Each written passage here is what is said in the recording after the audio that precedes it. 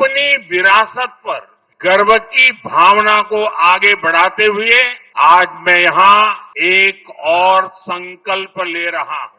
आने वाले समय में हम तमिलनाडु में राजराजा चोला और उनके पुत्र और महान शासक राजेंद्र चोला प्रथम की भव्य प्रतिमा स्थापित करेंगे।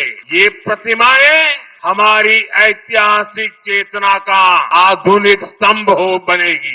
நண்பர்களே, நம்முடைய பாரம்பரியத்தின் மீது பெருமித உணர்வை முன்னெடுக்கும் வேளையிலே இன்று இங்கு மேலும் ஒரு உறுதிப்பாட்டை நான் மேற்கொள்கிறேன். வரவிருக்கும் காலங்களிலே நாம் தமிழ்நாட்டிலே ராஜராஜ சோழன் அவருடைய மைந்தன் மகத்தான ஆட்சியாளர் முதலாம் ராஜேந்திர சோழனுடைய பிரமாதமான உருவச் சிலையை நிர்மாணம் செய்வோம்.